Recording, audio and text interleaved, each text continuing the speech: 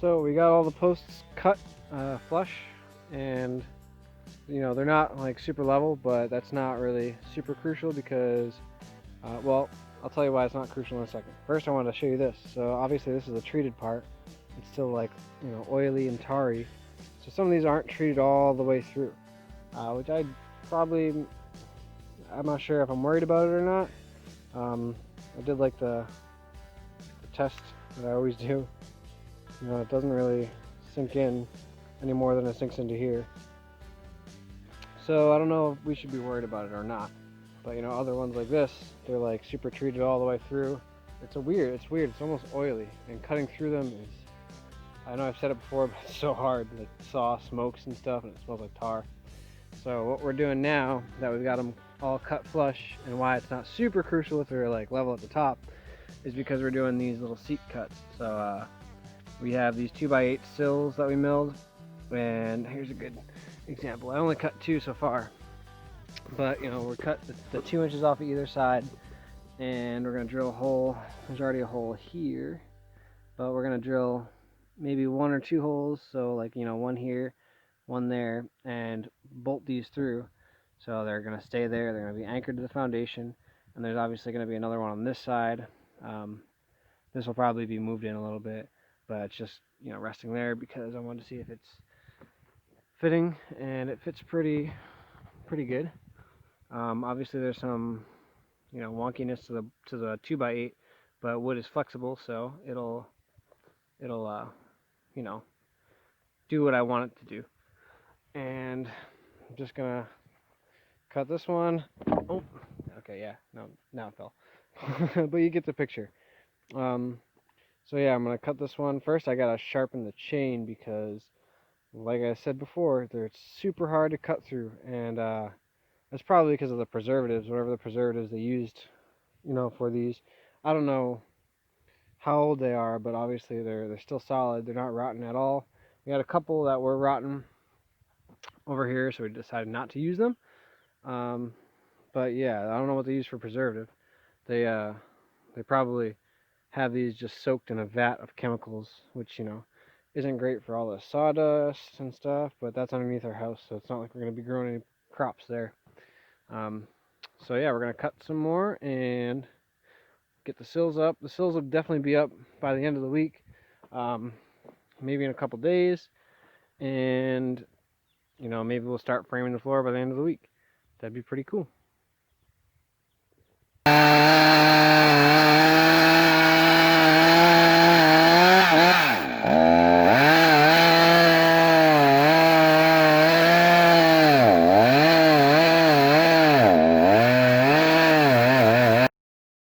What are you doing? Sharpening the chain for like the umpteenth time. Why?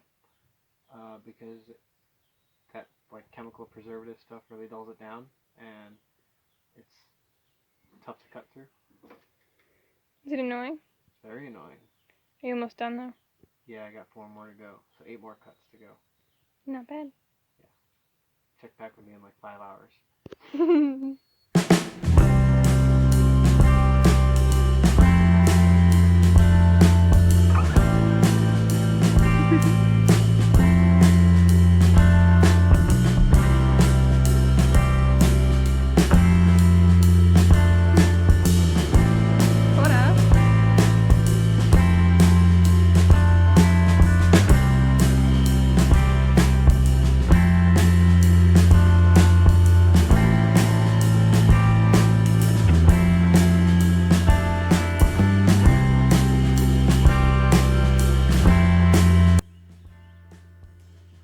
So a friend of ours gave us some meat from a local organic farm near them. And it was a pork tenderloin, a lamb neck, and some ground beef.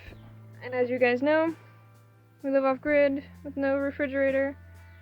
Instead of saying no to this great offer, we decided that we'd process it for winter. So we're gonna can it.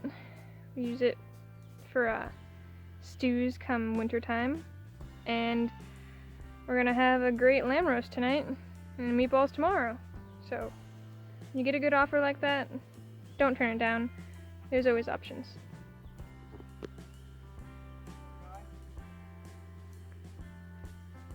What happened?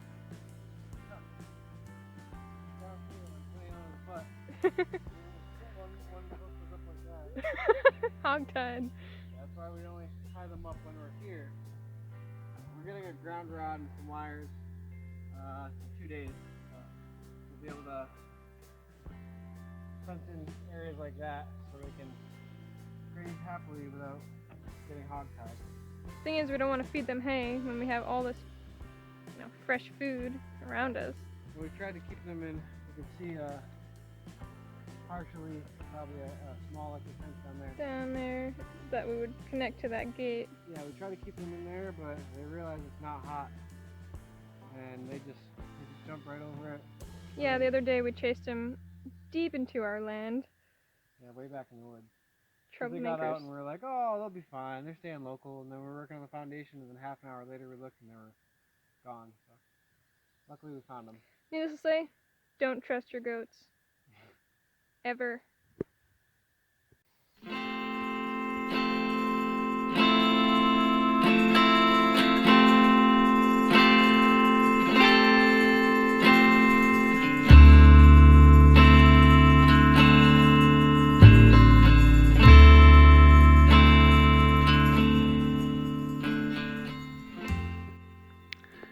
So we got our sills kind of up. We got all those seat cuts done. So here's basically, and all these 2x6 floor joists are just up there. They're not tacked in or anything. We're just kind of wanted to see how it would be. So we got our, so these seat cuts are done. The sills are pretty much on. And the only part we're not, we're not unhappy about it, but since we're using rough cut lumber, it can be kind of wonky. It can be rough, hence the name rough cut. And also, since I used a chainsaw on these cuts, none of them are like absolutely perfect, but Shakoi always makes fun of me for being a perfectionist, so I guess there's always going to be a little something that I'm like, oh, I could have done that better, So, but that's really not that big a deal. These aren't bolted in at all yet. We just laid them out. We gotta take a trip to the hardware store to get a, what do they call them? A spade bit drill, like one of the ones that has a point and like the little, well, you'll see it later in a shot when we're using it. So yeah, we gotta drill holes right through these, and Kokomo likes it. We got drill holes right through the sills and the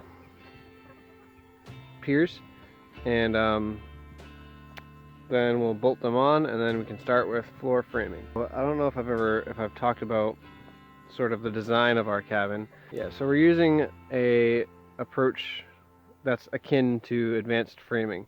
So advanced framing was developed in the 70s. It's also called optimized value engineering sometimes, and basically the whole idea behind that was using less material, not only to optimize the value, but to optimize the amount of heat well, to mitigate the amount of heat that's lost.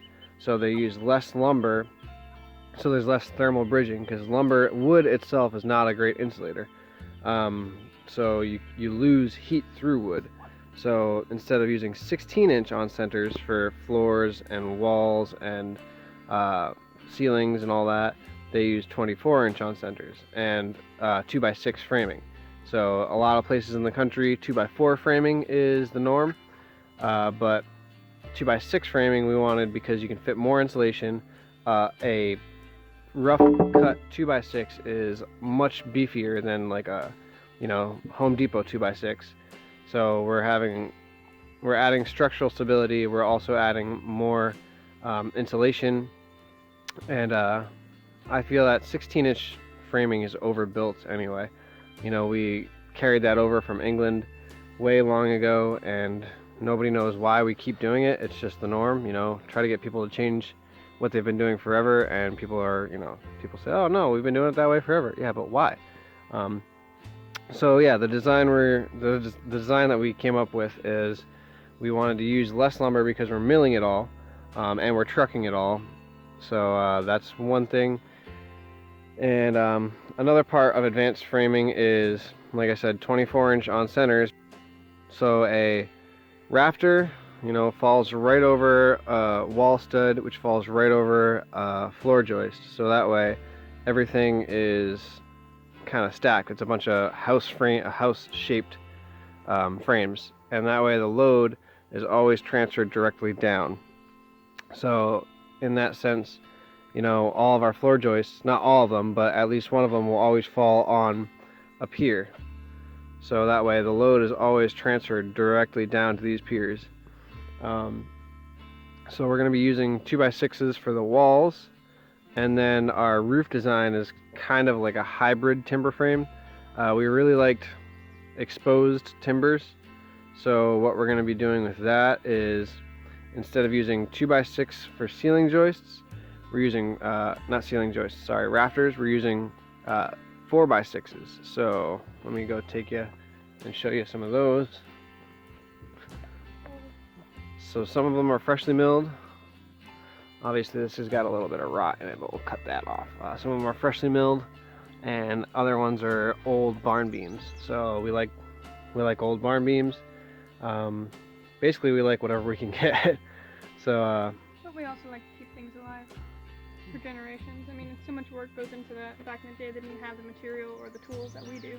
Right. So why not give it a new life and have that history with you? Right, so some of these are hand hewn, and a lot of them have these cool cuts, which we won't be using. And we're making our own cuts. Right, so like I said, we're using 4x6 rafters on 4 foot on centers. So the idea behind that is it's double the amount of a 2x6. It's literally double the volume. You know, it's 4 inches thick. So we are comfortable with making the space bigger, so we can double the span. So I mean, that's not exactly 4 feet from this one to this one. It's probably a little less, but they'll be that far apart. And we'll be doing a half lap joint. So that's basically where, you know, let me go back to the 4x6s. That's basically where you cut, you know, you cut here all the way. You cut half of this off. So what's remaining is a 2x6 material, but on the other joist, I mean the other rafter that meets it, will have the opposite end cut off. So they'll meet right there. And then you put a peg through it to tie it. Yep, we'll have pegs that we'll probably make. We have some really old oak pegs that came with some of these these beams, so maybe we'll use those too. And that's what will lock the ceiling together. We're not using a ridge beam, so those will be sitting on the walls right over studs, and that's what will lock the ceiling together, the whole roof together. And then we'll have boards over the top of those, so you'll have exposed beams and you'll have those boards. So yeah, we're really getting into the thick of building now. This is, I don't know, maybe just a couple days after our last video. We said, oh yeah, we'll start framing the floor by the end of the week, and it's Thursday. So we're back on track, and we just need to go eat some breakfast and then go to the hardware store, and we can get back to working. So one thing I wanted to show you guys was this cool little cedar handle for our outhouse. That's like one of the benefits of having cedar everywhere. You can find cool little pieces that you can use for handles. So we'll probably, like, you know, use a bunch of those for cabinets and stuff like that. It just takes a little while to find the right piece. And this is our temporary shower setup. We have a couple of these blue jugs. We use those for, like, it's got a spout on it, and you flip it this way, and you just use the spout, turn the spout, and it's like, you know, having a faucet. So we use that for, like, our sink, but we also use one of them for a shower, and we just throw it up here on the ladder, and we heat up water first, obviously, unless it's a really hot day, and then we just use cold water. Or the sun cooks it. Yeah, where the sun cooks it, we put it in the sun, and yeah, then we just put it up there and turn on, and there you go, have a shower.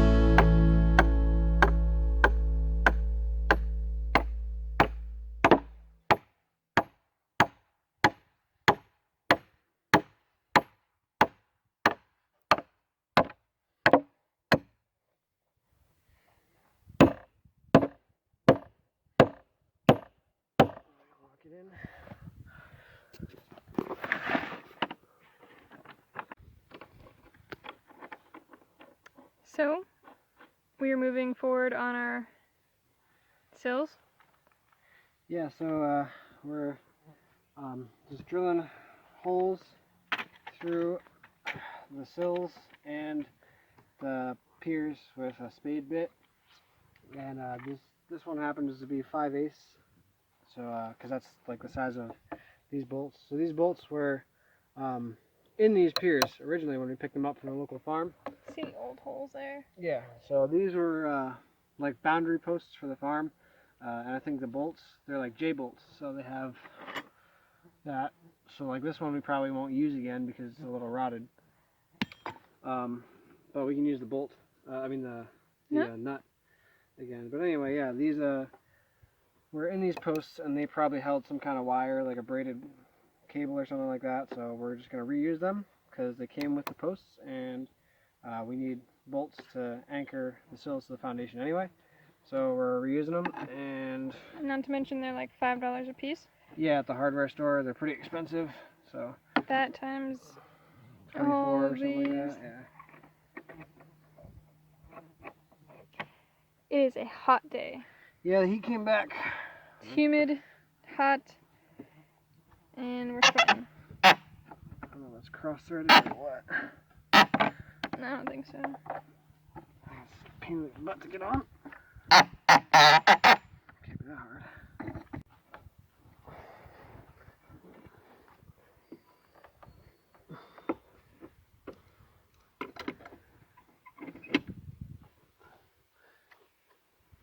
So not all of them are easy. No, those two went on pretty easy. But Using a digging iron to hold it steady. yeah, it's not cross-threaded or anything, but It's just old. for some reason it's giving us a hard time. But it's not like we're ever going to need to take these off, so Keep them on forever.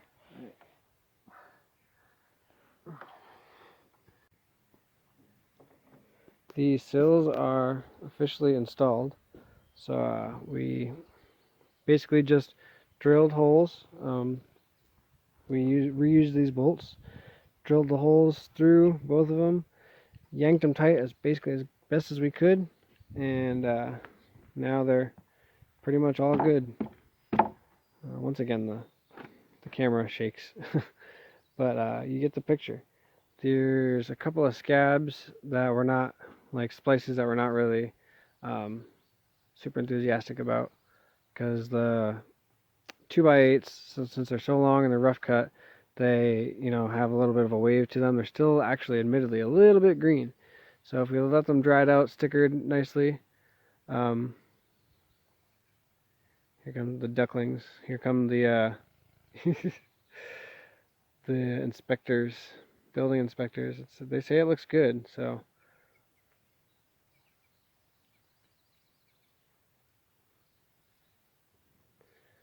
anyhow, so yes, a couple of these places, since the 2x8s are a little wavy, they don't meet up flush together like that. One of them might curve in a little bit, kind of like this one. So what we're going to do is we're going to take some 2x8 scrap and make sure it goes both ways, at least 2 feet, so that way it's still structural, and we'll just splice it together. So that's what we're going to do with this one. This is like a 4-foot cutoff that we're going to use. So that's how we're going to finish the foundation aspect of it. And then we're going to start installing our floor joists. So we're going to use the 2x6 floor joists, 24 inches on center, and before we nail them in, we're going to make sure they're square. We're going to measure our diagonals to make sure our whole building is square. So then we'll just go from there and install our floor joists, and then it's on to installation next week. So that'll be a lot of fun.